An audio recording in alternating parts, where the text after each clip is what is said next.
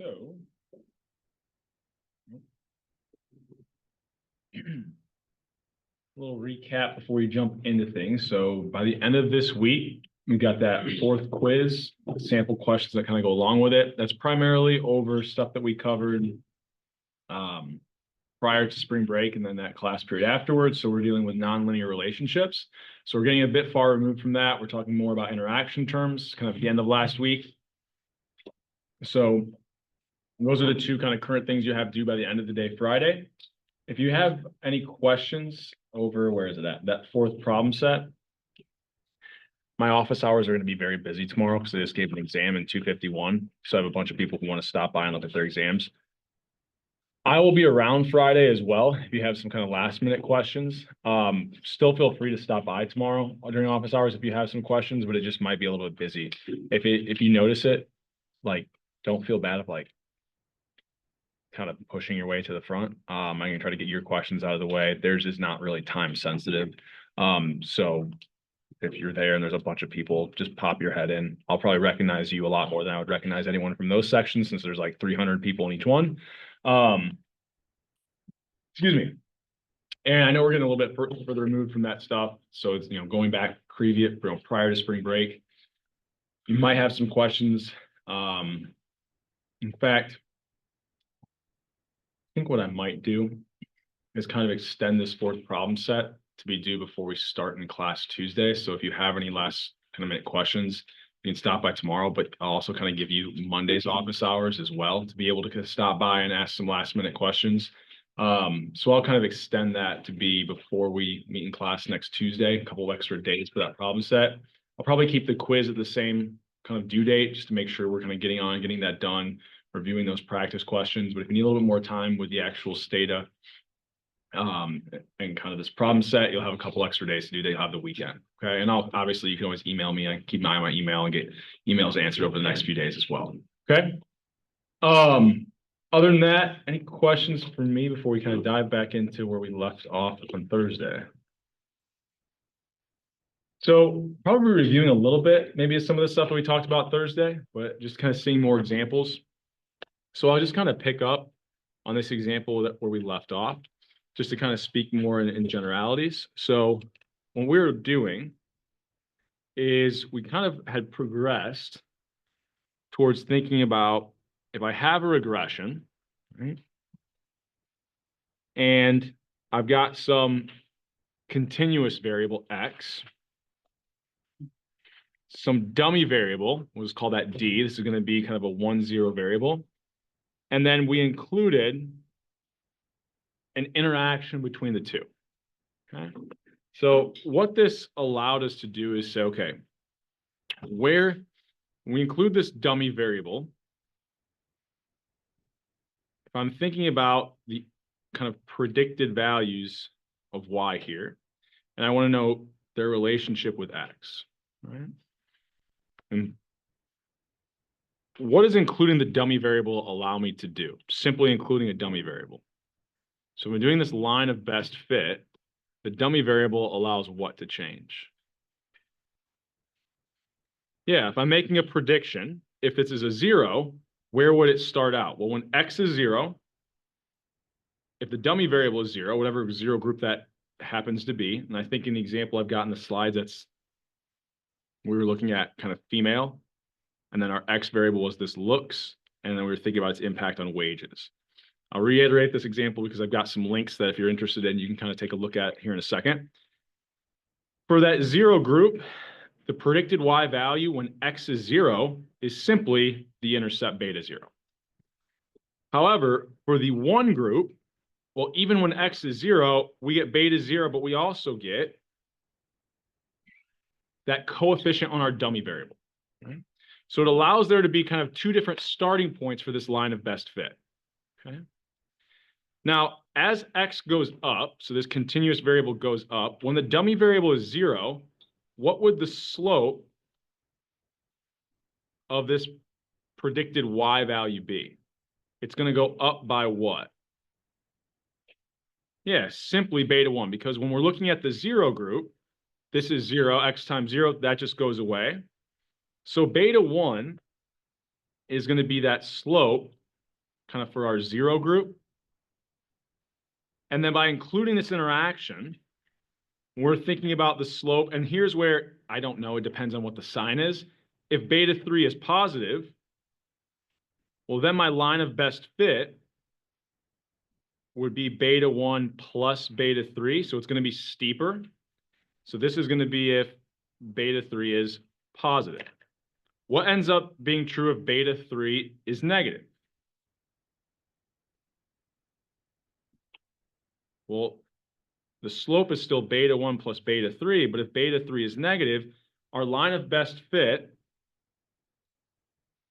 for the one group would be a little bit flatter. So it could be flatter, it could be steeper. It all depends on what the sign of that interaction term is. Okay. So the dummy variable itself, that allows us to identify differences in kind of the starting point of our line of best fit for that group. The interaction term allows us to identify differences in the marginal effect of that X variable for the 0 versus the 1 group. Now that could be that the marginal effect is smaller or flatter, or it could be that it's larger or steeper. Okay. Is this hopefully ringing a bell a little bit? Now, if beta 3 is positive here, what ends up being true about the marginal effect for group 1 relative to group 0? It's always going to be larger, right? Now, the marginal effect for group 1 here, if we have a negative coefficient on beta 3, potentially there's like a turning point, right? Where the marginal effect for these lower values of X is higher for group 1 compared to group 0. And then for higher values of X, now the marginal effect of group 0 starts to be greater than that for group 1. Okay. So just by simply including that interaction term, we can identify these differences. Okay. Any questions on this before we keep moving? Yeah. Oh, yeah. Just as a quick. Mhm. And then when we took, I remember we took the derivative. One of the terms I can't remember if it was the dummy variable. But when we took the derivative, it gave us that back. So really, when we're looking for that marginal effect, that's taking a derivative of our regression equation in respect to that X variable. So this is the marginal effect of X, or in our case, the marginal effect of that looks variable. For group 0, if I take a derivative of this function in respect to X, what am I left with? Beta 1 and then beta 3 times 0, so that would just go away. Now for the 1 group, if I take a derivative in respect to X, I'm going to get beta 1, but I'm also going to get plus beta 3 times 1, or beta 1 plus beta 3. Essentially, that marginal effect is our slope. Okay? So you can think of this in terms of derivatives, right? If it's easier to think about it that way for you. If not, you don't have to think about it that way. But that really is what that marginal effect is. It's going to be the slope of these lines of best fit. How do I find a marginal effect from an equation? I take a derivative in respect to that thing. It's just that for the 0 group, this interaction term just drops out. Any other questions on this? Okay. All right. So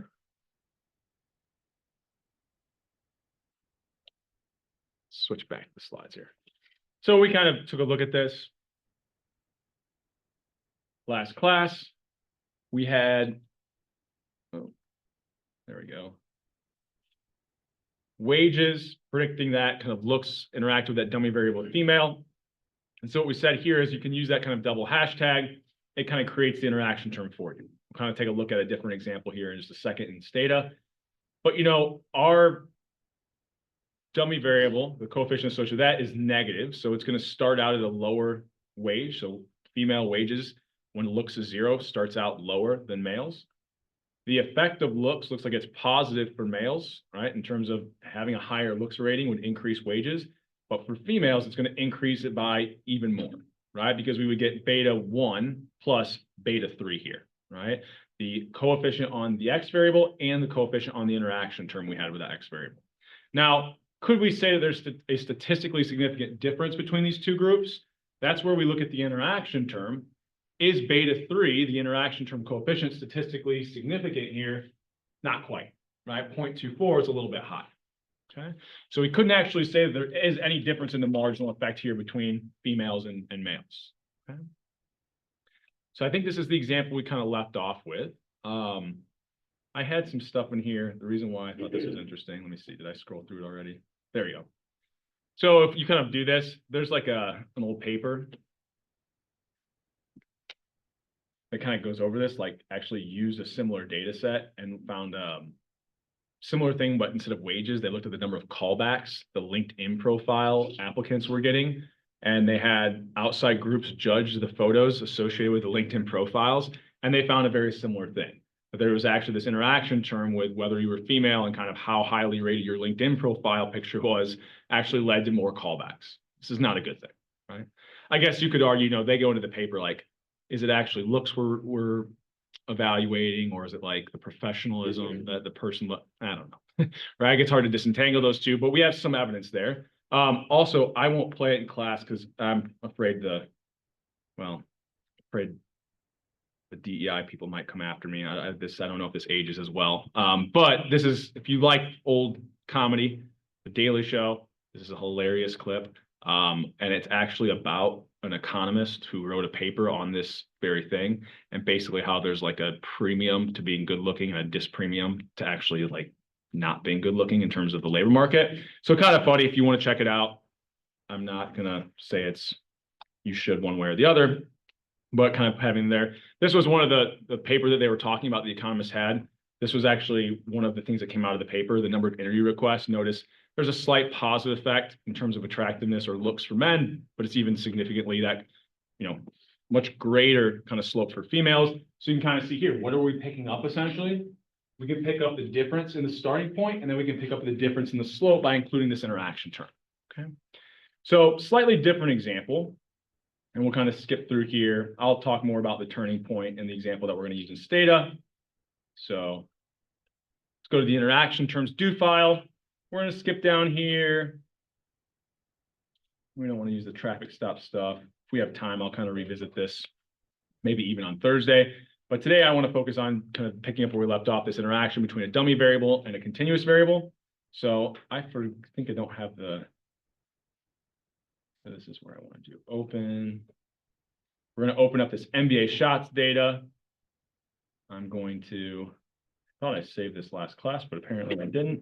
I'm going to go up here so that hopefully for next class, I'm going to remember to save this right now so that my global is saved. I had it as my iDrive, but it's a little bit different when I'm using this computer. So we're going to go down here.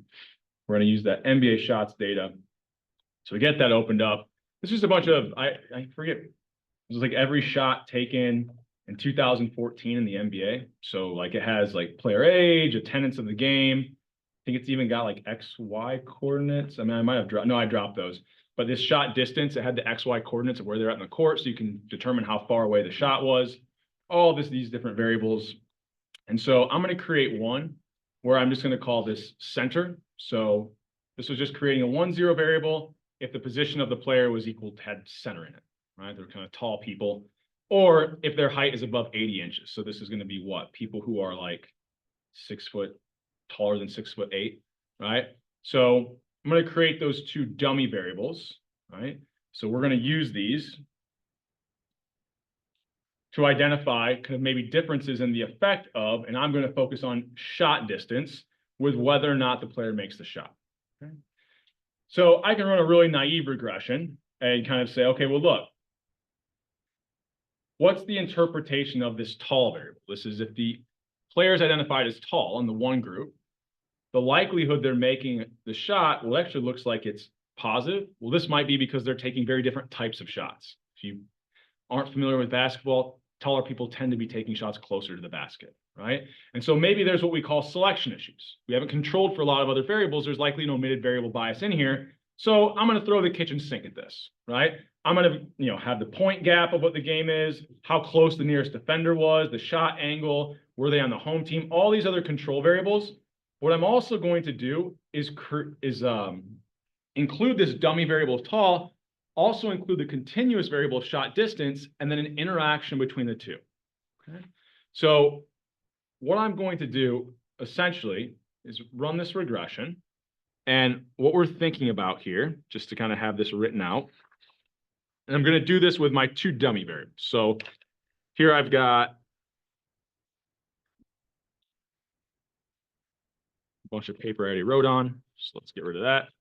So we're going to have whether or not the shot was made, right? We're then going to have, was this player identified as being tall, or in my other regression, the dummy variable center. We'll kind of run two regressions using slightly different dummy variables here. Right? Then I'm going to have this continuous variable, which was shot distance, and then an interaction between the two. Okay. So we run this regression, right? And what we're going to end up finding is, I don't recall. So we'll actually run it, and we'll see what those coefficients look like. So controlling for all these other factors, simply being identified as a tall player, the probability you make the shot is actually lower, right? So controlling for where the shot was taken from, what their field goal mean was, controlling for all these, this is a very powerful statement, right? This is just simply saying, being taller, it's less likely you make the shot, even if it's taken from the same place in the court. You have the same field goal mean, same attendance, same point gap in the game, same angle to the basket. All these things are the same, but you're identified as being above 6'8". So here we've got kind of our dummy variable. That coefficient will be the difference in our intercept. Now, the shot distance variable, unsurprisingly, looks like as the shooter moves further away, I think this was measured in feet. So every additional foot away from the basket, well, if my y variable is whether or not the shot was made, so here's one where we've got now a 1-0 dependent variable. How would I interpret that coefficient on shot distance if it is measured in feet? For every 1 unit change in x, so for every foot further away from the basket, what's the change in y, predicted change in y? Probability. Shot. The probability, since it's a 1-0 variable, it's the probability would decrease by 0.0039. Or if we wanted to put this in terms of percentage, right, it's about a, move the decimal 2 places, about a 0.4% decrease in the likelihood they make the shot. Now, these are highly statistically significant, and that's probably because why? So this is where we're building on everything we've talked about, but these things might come up. When I'm looking at a test statistic, it's going to be the coefficient divided by its standard error, right? In the denominator of this standard error is a sample size, and here it's usually like n-2, but if we have multiple control variables, it's n-k, so -1, however many additional controls we have. Doesn't really matter. If n goes up, what's happening to this fraction? It's going, if this is going down, what's happening to this fraction? This is the idea when we have larger sample sizes, that's going to drive up our test statistic, which does what to our p-value? Decreases it, making it more likely we can reject, right? I think we looked at this output, I've got 135,000 shots, right? I'm going to be able to find statistical significance with a sample size that large, okay? So this is really kind of also going to show the power. This, I think, is it 401 isn't this, but basically if you hear like this term big data, right? This is why people love big data, because you can always find statistical significance. Well, not always, but it's a lot easier to, right? Okay, so if I now look at the interaction term of these two variables, it looks like that for a tall player, what is the additional effect of being further away from the basket? So this actually might kind of seem counterintuitive. I actually maybe wouldn't have predicted this. So if the player is identified as being, let's make sure I did this correct, because it does seem, yeah, as being tall, what's the additional effect on whether or not they make the shot of an increasing shot distance? Well, it's positive. So that actually means the total effect of moving further from the basket is actually going to be what? A smaller negative value.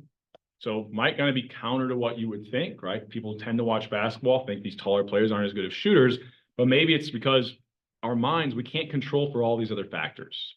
right? And that, you know, just given this data set, we would actually see that, oh, these taller players actually, as they move further from the basket, the decrease in the probability they make the shot actually isn't as large. Now, we might be still omitting some important variables, right? What's our R squared here? 0.007. So do I probably have omitted variables? Probably, right? I don't know exactly what I'm forgetting that could be driving this, but there's probably something. Yeah. So that 0.00208, that like relationship between the two, that's a negative. Did you say, you said like, Yeah, so let's think about, so now we've got these values. So what did we find, right? We found this was negative 0.05. We found this was negative 0.00. I'm going to round to the third decimal. And then this was 0.002, just to make our life a little bit easier. So this is where sometimes it's hard to kind of look at that regression. Let's think about what this would mean visually. So really what we're trying to identify is that relationship between shot distance and whether or not the shot was made. So if we're looking at the 0 versus the 1 group, so our tall players is going to be kind of group 0. Where are they going to start out? They're going to actually start out at, so actually, sorry, they're not the 0 group. They're the 1 group, right? So where are they going to start out?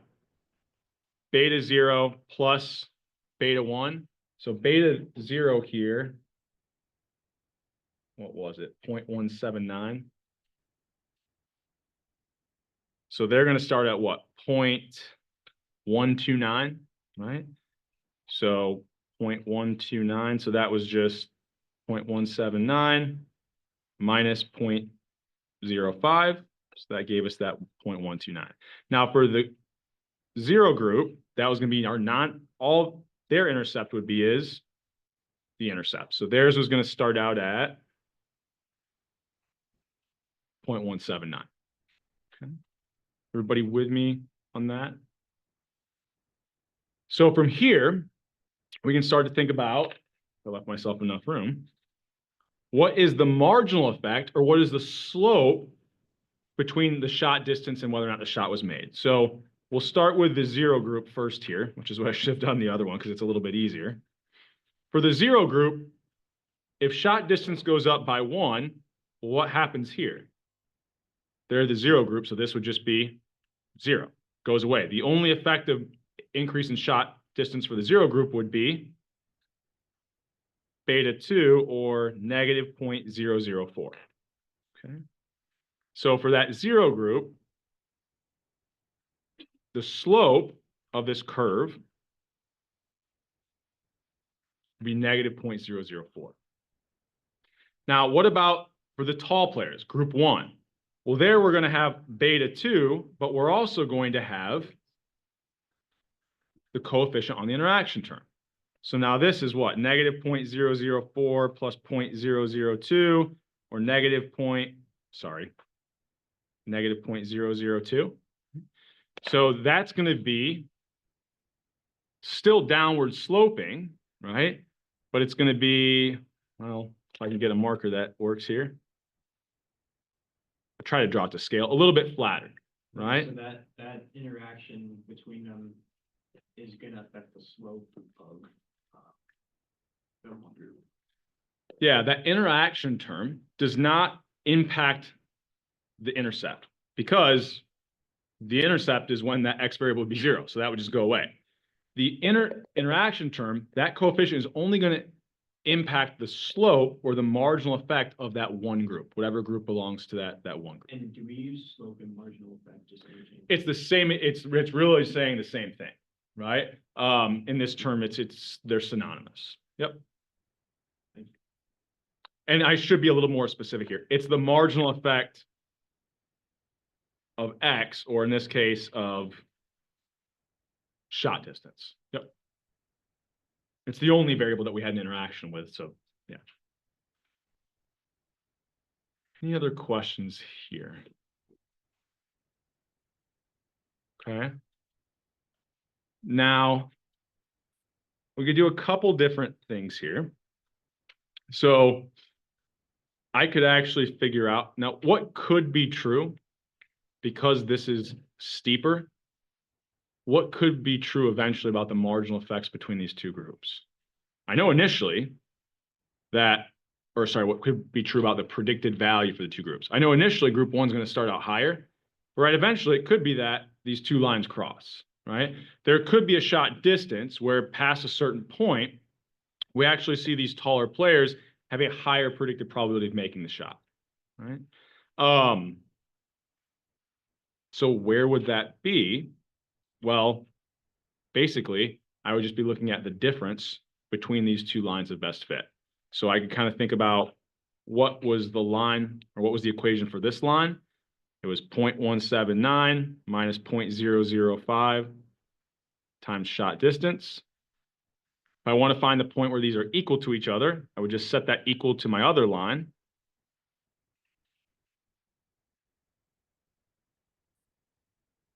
All right. And now it's just a little bit of algebra, right? Just kind of solving for that thing that I don't know. So I could kind of find where they cross. Right?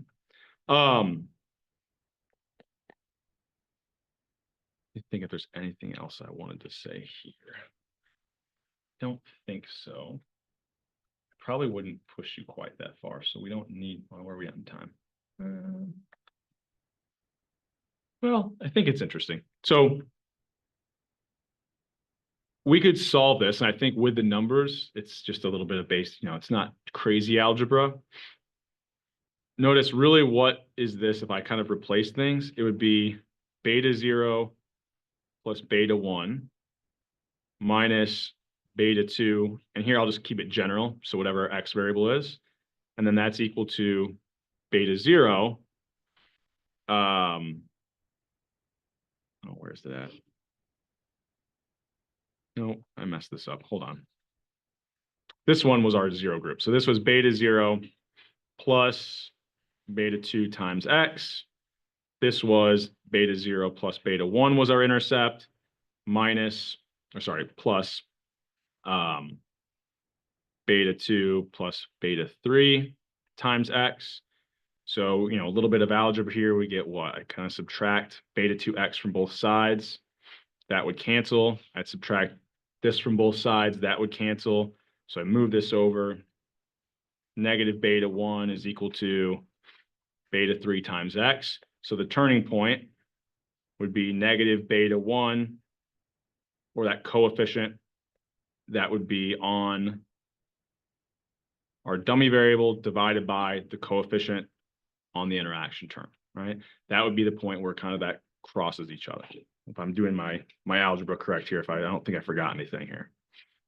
Beta 2 plus beta 3. This was beta 2, beta 0 plus, yep.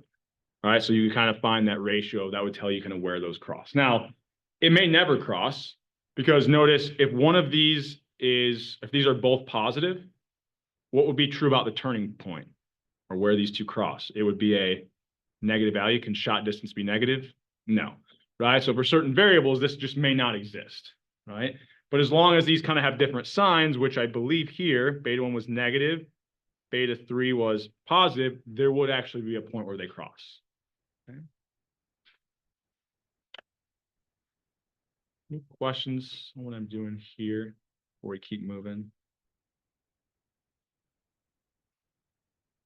Okay. All right. And, I would say if you're doing this, like I would try to draw these out. I just think it makes it a little bit easier to kind of see what the regression results are telling you. I've got an example in here. You can do the exact same thing, but use center instead of tall. It kind of gives you pretty similar effects. Shot distance is still negative. That center, just like tall, was negative. The interaction term is positive. They're just different out to like the third or fourth decimal, but you get a pretty similar story, right? Excuse me. So that's how we can kind of use dummy variable interactions with a continuous variable, okay? Let me think if there's any other questions here before we keep moving. We're going to complicate this, I know, even more here. Okay. So we talked last week about dummy variables interact with dummy variables. We can do dummy variables interacted with continuous variables. Guess what else we can interact? Continuous variables with other continuous variables. Now here, things get a lot trickier in terms of the interpretation, right? So if I have two continuous variables, I can include both of them in my regression and then just include a third term, which is the interaction between the two. Now here's where like our marginal effects start to become a little bit more complicated, okay? So I think about the marginal effect of a 1 unit change in x, right, x1. Well, what's that going to change this above equation by? Beta 1, but it's also going to change it by beta 3 times x2, right? So here's where it's a little bit easier in that we don't have different marginal effects for different groups, but the marginal effect of x1, when we interact it with this other variable, it will now depend on that other variable. Right? So you can kind of think about it something like, I think I've got some election data. We'll probably won't look at it today, but next class. The effect of income, the average income in an area on voting habits, well, that's going to depend on what the unemployment rate in that area is, right? Because it doesn't matter what the average income is if unemployment is high, right? So when we, excuse me, include these interaction in terms of continuous variables, we now have that the marginal effect of each variable will depend on the other. Okay?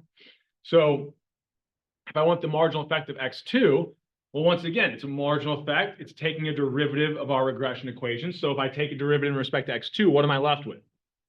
Beta 2 plus beta 3 times x1. So the marginal effect of each variable depends on the other variable. Okay? Excuse me. And these coefficients can both be positive, negative. One can be positive, one can be negative. There's, you know, it just depends on the variables that we're looking at. Okay. So I think here I've got this happiness data set, and we'll kind of jump back and forth. We already looked at, I think, last class. So let's say I've got age and hours worked, right? So hours worked, you know, the more I work, the more money I make. But, you know, as I get older, I've got enough money. Working more just, you know, drives me into madness and just makes me want to retire, become less happy, right?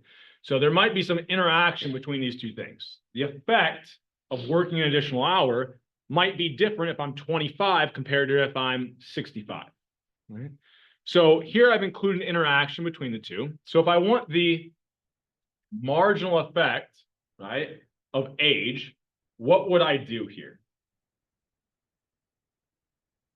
So if I've got this regression equation, what would the marginal effect of age be? We're not using numbers, just kind of the coefficients. So when age goes up by 1 unit, Beta 1 plus beta 3x2. yep, and what's our x2 here? Hours worked. Yep. So you would think about when age goes up by 1 unit, what's going to change? Well, you can think about it this way. If this goes up by 1, the additional amount you add in would be beta 1. If this goes up by 1, what do you add into happiness? It would be beta 3 times whatever the hours worked is. Okay.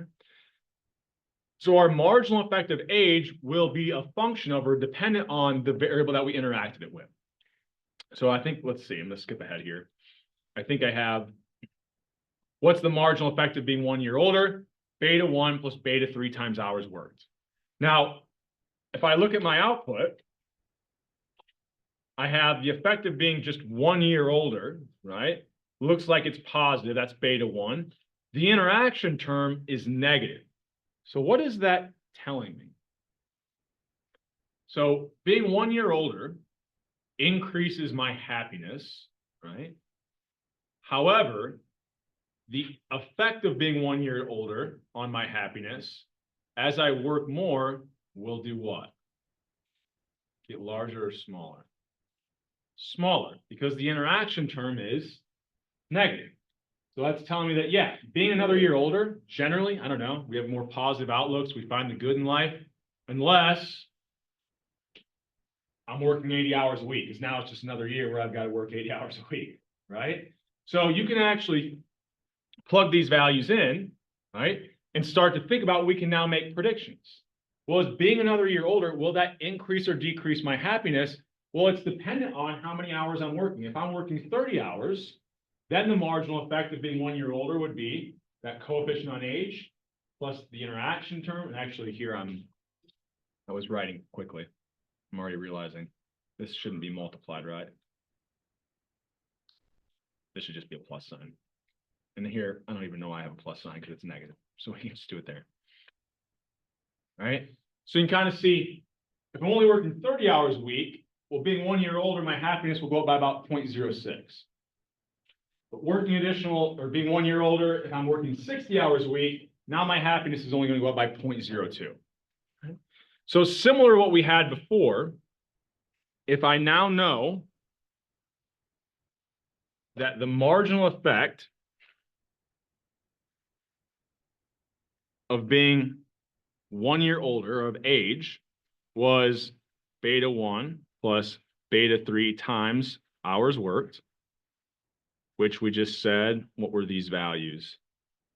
0.0946 minus 0.0012. I can start to think about if I was looking at the marginal effect, at some point this will become 0, right? So where does the marginal effect go from being positive to negative? All we would do is set our marginal effect equal to 0, and now it's just a little bit of algebra. So what does this end up becoming? So this is going to be what? The hours worked, where the marginal effect goes from positive to negative, would be the coefficient on the non-interaction term divided by that coefficient on the interaction term. Now, what's the only way I get a turning point where this marginal effect goes from positive to negative? It would have to be that these two variables have different signs. If they had the same sign, well, then I'm going to have like a negative hour. Well, I can't work negative hours. That doesn't even make any sense, right?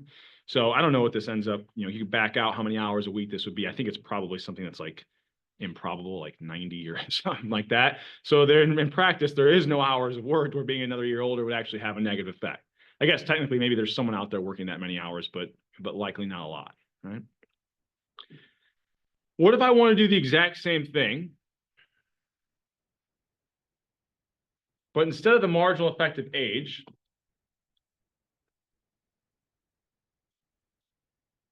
I want the marginal effect of an hour worked, right? So an additional hour worked every week. What would the marginal effect of an additional hour worked each week be? Well, it's going to be a very similar thing. It's just I'm going to take the coefficient on hours worked, right? Divide it by the interaction term, right? However, when I'm taking a derivative of this function with respect to hours worked, what am I left with? Beta 2 plus beta 3 times age. Right? So if I'm thinking about the marginal effect of working 1 more hour, it's the coefficient on hours worked plus the coefficient on the interaction term times the other variable, which is now age. And so once again, I can plug in my coefficients here, start to make predictions for people of different ages. What's the marginal effect of 1 more hour worked? And I can see that it's decreasing or getting closer to 0. There's going to be some age at which it switches over to being negative, right? If I'm 80 and I'm working an additional hour, it's going to have a negative impact on my happiness. Okay. Any questions on what we're doing here? Okay. Oh, in general, right? If you just have kind of an x1, x2 variable, you can always do this for every example that you have, like use the actual variables and do the kind of calculate the marginal effect and then set it equal to 0. But what you're always going to end up with, the marginal effect of whatever you're looking at. And here I kind of wrote this in terms of x1. You could do the same thing. I think I have it here. But for x, oh, sorry. Where is it? Nope, I only did one of them in general. So I'll do you one better. So here, this is kind of the marginal effect of x1 will be the coefficient on that x1 variable over the interaction term. In more general, if you wanted to find the marginal effect of either, and you're interested in finding the turning point, if I've included, so here, x1, X2, and an interaction term. No matter which one I'm looking at, so whether or not this is X1 or X2, the marginal effect is always going to be the coefficient associated with that variable divided by kind of that coefficient on the interaction term. So when we're doing continuous interactions, what's always in your denominator is going to be that coefficient on the interaction term. Yeah. So going back to a previous example. Mhm. When we're taking derivatives in respect, a derivative in respect to age, is that saying something different than when we're taking a derivative with respect to, hours worked? Yep.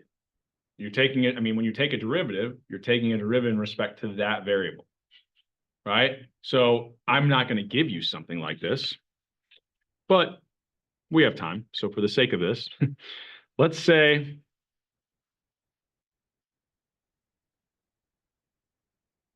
and we can do this as what, happiness or whatever. So let's say I did something goofy like this.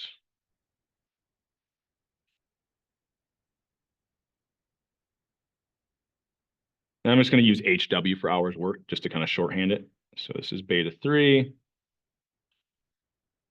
Beta 4 is times age, hours worked, plus beta 5 times age, hours worked squared.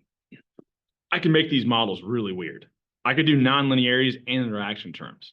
Now, if I want the marginal effect of, oh, sorry, what did I want here? I didn't want hours worked squared. I wanted age squared.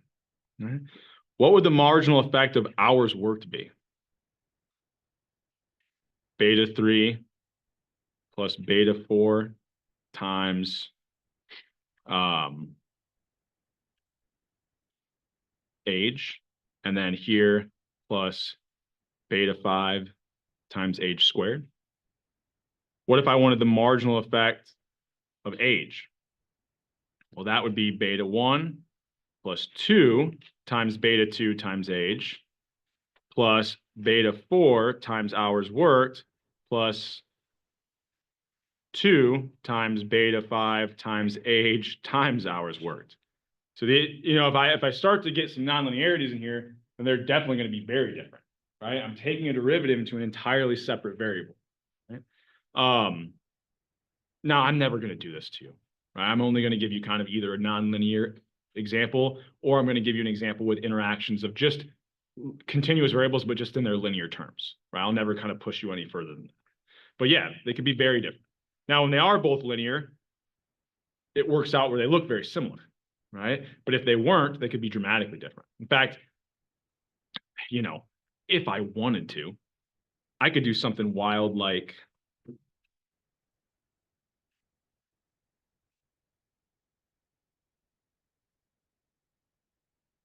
even if I just do this,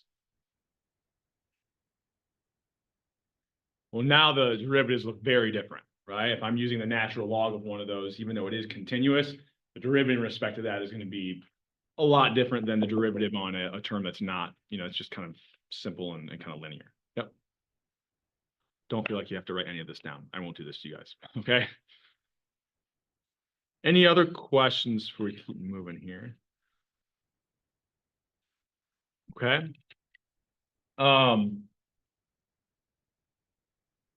So let me think. What else do I want to say here? So we've got these, I think I actually plugged the values in here. So the marginal effect on age, I said it was close to 80. Sure enough, if I'm working 75 hours a week, well, there being an additional year older, that's where it would switch over to being negative. And then on the flip side, the marginal effect of an hour worked, where does it switch over to being negative? Well, once I get to be about 80 years old. Right? So I can always find these turning points, and they typically only exist if these kind of signs are going to be something that are, different. If I have a negative and a positive. Okay. So I've got this example, I think, right here. I think we looked a little bit last class, kind of at some children's stuff, but here you can do a very similar thing. So we just looked at the age and hours worked stuff. You can also do kind of happiness, and I did hours worked in children here. So let's see, I'm going to switch this to be my global. I'm going to open up that happiness data set.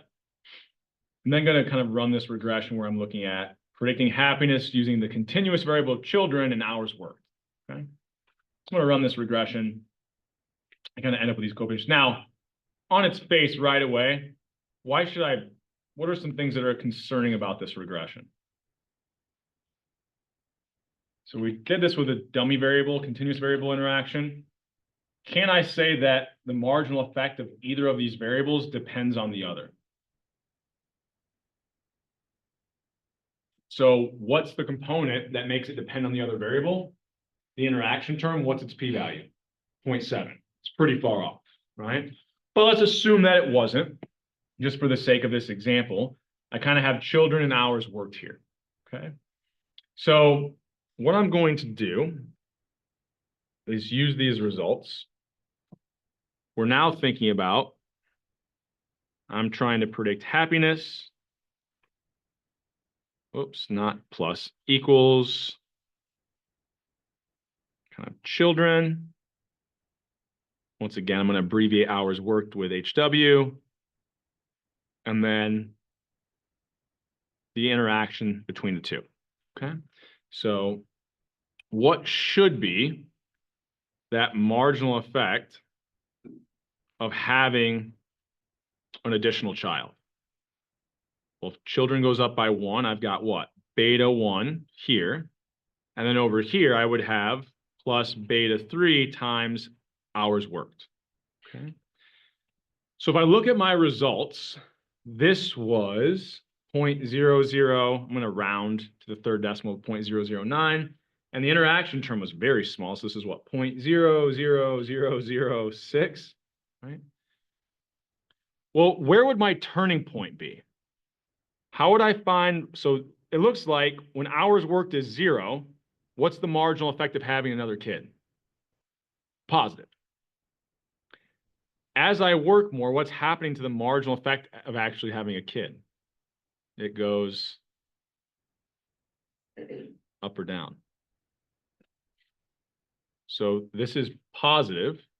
So what's the marginal effect if I have 1 kid? Beta 1 plus beta 3 times 1. What if I have 2 kids? Beta 1 plus beta 3 times 2. If this is positive, what's happening to my marginal effect? It's going up, right? So will I ever have a turning point? So this is where you can graph out and think about, okay, if I were just to plot out the marginal effect here of having children at 0, kind of where does that, or sorry, in relationship to hours worked, at 0 hours worked, where does the marginal effect of having a child start out? 0.009. As I work more hours, what's happening to that marginal effect? It's going up by 0.00006. So will it ever become negative? No, right? If your coefficient on the variable and the interaction term have the same sign, you're not going to have a turning point. That marginal effect will always be positive, or if these were both negative, a situation, what would that look like if we're graphing that out? Well, whatever our x2 variable is that we interacted it with, the marginal effect of x1, let's say they were both negative values. That means the intercept would start out here, slope would be negative, it would always be negative. The only way we could have a turning point is if the sign of the coefficient on the variable and the sign of the interaction term are different. Because if that was the case, then maybe we have an example where the intercept, kind of that marginal effect starts out as positive, but is decreasing. So eventually it'll hit 0. Or we could start out initially where the marginal effect is negative, but the slope is increasing. Maybe it would hit 0 there. So the only way that's going to ever occur is if beta 3 and beta 1 have different signs, right? Or the sign or the coefficient, sorry, the sign on the coefficient of the variable you're looking at the marginal effect of is different from the sign of the coefficient on the interaction term, okay?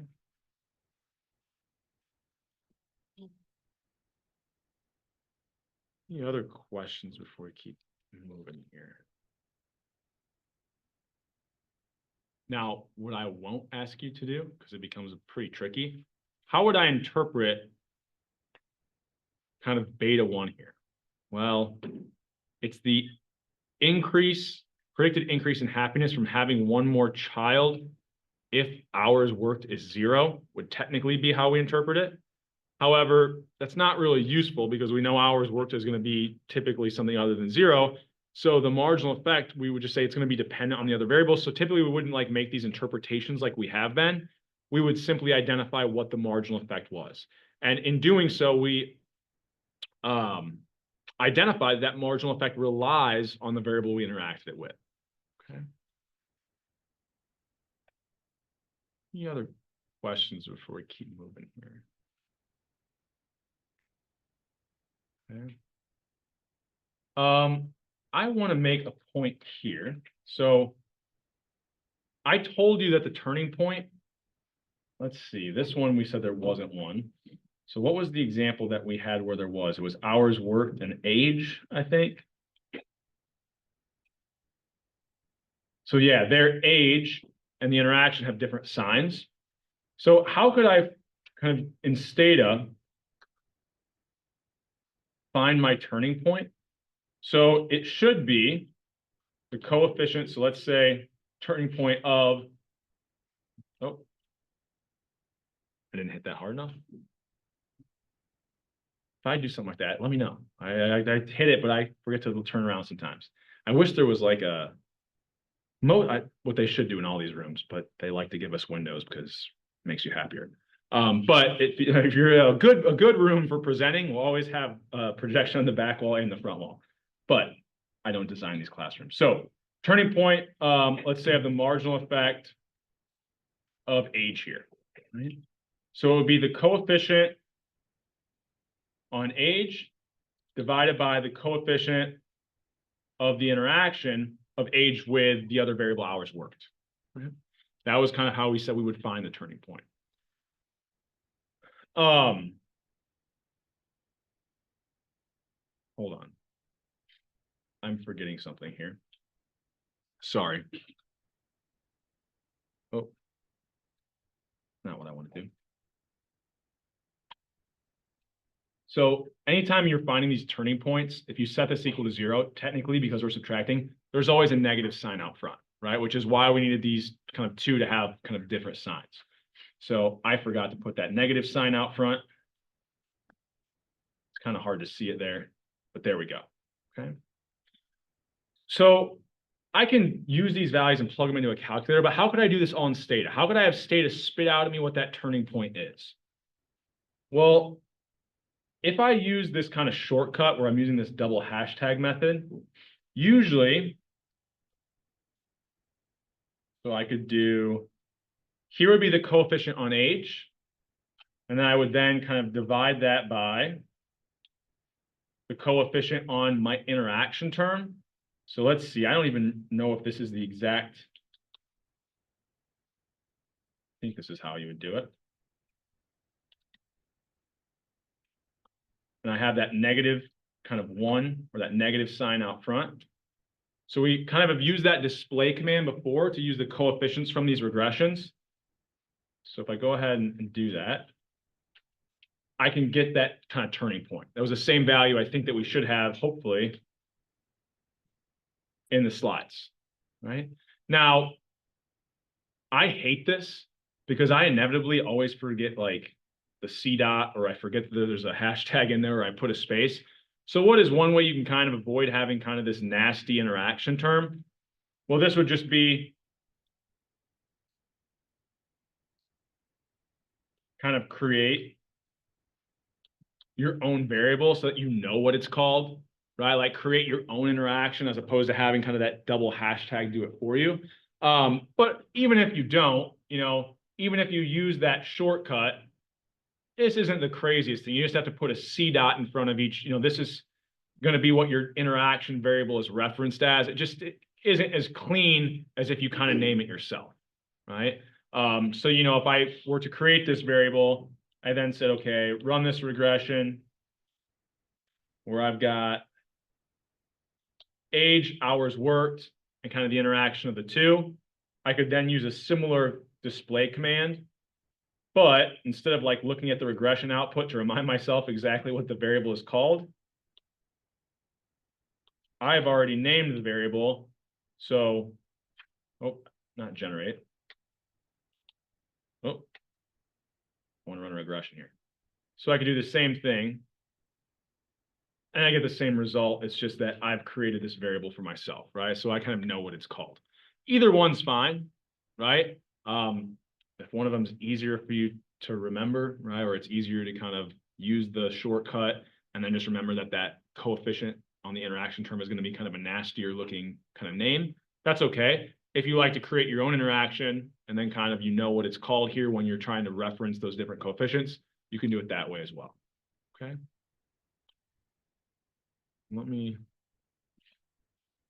I'll probably post this since we've done some additional stuff in class here today. Any questions over anything there? You have a question? No? You sure?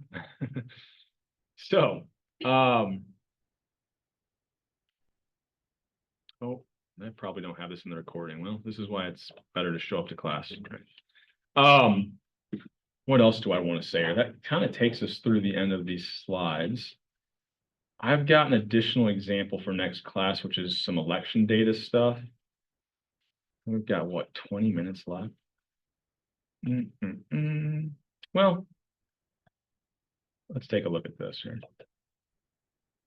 So before we kind of keep moving, is there anything related to these interactions that you have kind of any questions on or want to see just another example of? I've got some different data sets, or I can kind of come up with some idea off the top of my head here.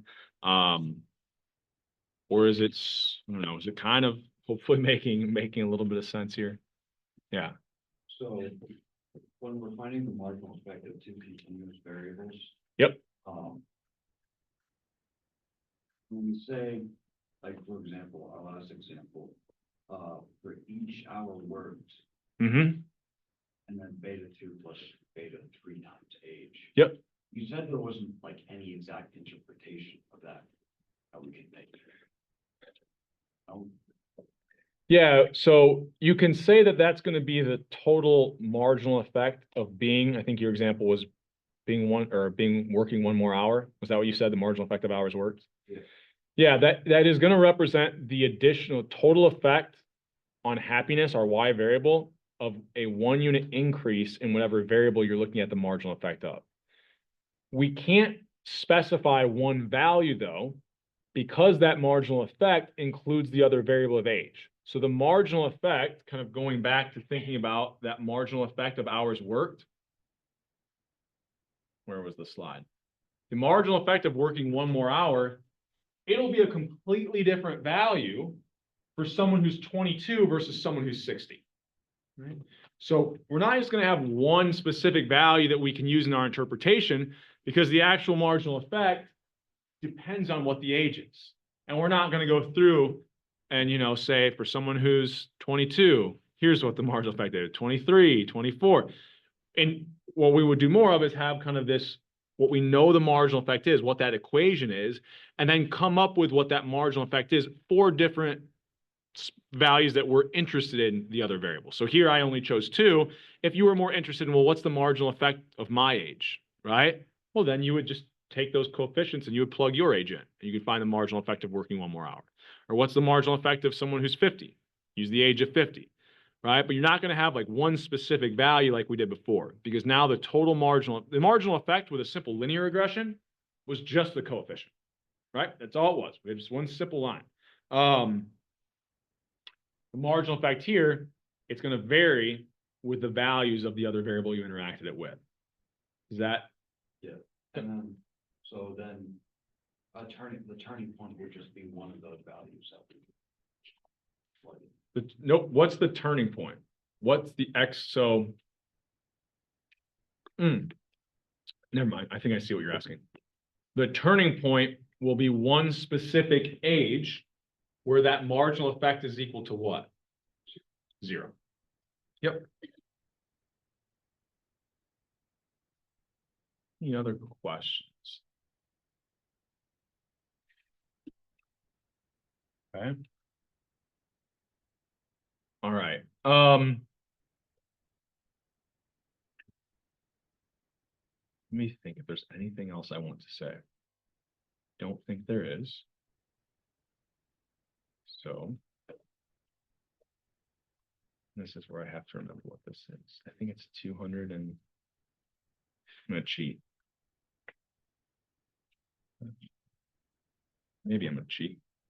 Here it is. I think it's 252. Forget. I should be able to back out what it is.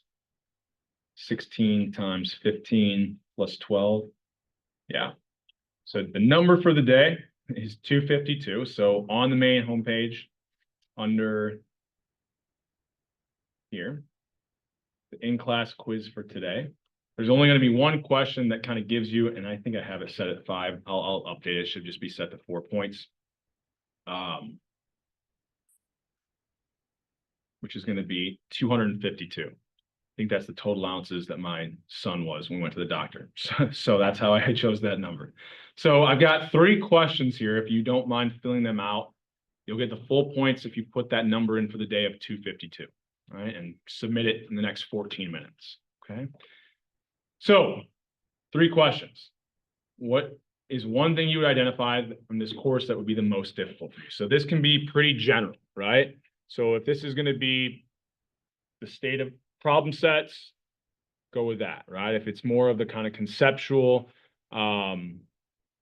interpretations of coefficients, if this is going to be kind of graphing out some of the stuff that we get from our regression output, whatever is something that stuck out to you that you find difficult about this class, it can be no topic, nothing is off limits, right? So it could be, like I said, you think the quizzes are harder, you think the problem sets are harder, you think the exam was hard, or it could just be more of a conceptual thing. You think visualizing regression output is the hardest thing. You think that translating data output is the hard, right? Whatever it is that you would kind of identify there. What is the least difficult? So I'm trying to identify things I want to spend more and less time on, right? And then kind of the third one, we're going to be going through a bunch of different examples here towards the end of class. What is some data sets that we've either used that you found interesting, or some data sets or something you would think that there would be data out there on that we could use that we haven't yet? So pretty open-ended, but other data that we've used that you like, some other data sets that you would want to potentially see us kind of try to incorporate a little bit more as we kind of round out the last topics in this class. I've got a lot laying around on my computer. I can always go out and get some. In fact, I was doing some work. My wife and her family are Indiana residents, so they roped me in now, but they're big IndyCar fans. So like, I'm going out and grabbing all this data to try to be able to make predictions. So in fact, I'll tell you another fun. Well, it's not, it's fun, but I do things like this in my free time. So, and I'll try to bring an example in maybe even for Thursday, based on these responses, where I'll find something that's not in like Stata format, but show you like some quick, a little bit of time intensive sometimes ways where you can actually scrape data and like pretty easy. I'm not talking about using R or Python or anything like that, but I got really interested in the betting markets for a while because there's all these sports betting like DraftKings and FanDuel, and you can grab a lot of their data and actually make predictions about what the lines should be versus what they have, and essentially identify arbitrage opportunities. But that's all just from scraping data and running some regressions, right? So anything that you would think is interesting, I can probably find some kind of data out there on, and maybe we can kind of incorporate that into some of the topics that we're covering, okay? Once you get that done, once again, 252 is the magic number, and you are free to go. Like I said, we should just kind of continue. I'll look through a few more examples with interaction terms. I might start on the next topic, or we might just kind of rehash, go through more examples with interaction terms so we're feeling very comfortable with it. Because I know this stuff is, after the first midterm, this stuff gets a lot harder, right? So we're going to spend a little bit more time on it, even after we've covered it one time, okay? All right. I will also extend the due date on that problem set before we kind of meet in class next Tuesday. So you've still got about a week to kind of work on that. Otherwise, starting to get kind of nice out. Try to enjoy the rest of the day, and I'll see you guys on Thursday.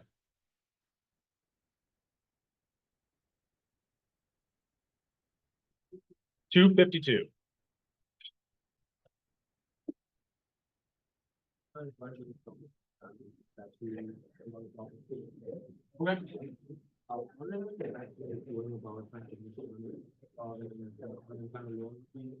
Because I did most of the YouTube videos and whatever about done, but wondering what else I could do. Always feel free to kind of stop by my office, we can review things. In terms of like outside materials, you know, I'm sure there's stuff out there on YouTube. I did slides, some of the slides sometimes they offer, you know, some of the Mhm. So that's why when I go through things in class, it's a good idea to kind of take notes on that. Yeah, probably. Okay. And tomorrow is it okay if I come by for the installment? Yep, like I said, you might be kind of battling some of my 251 students, but by all means, feel free to kind of stop by.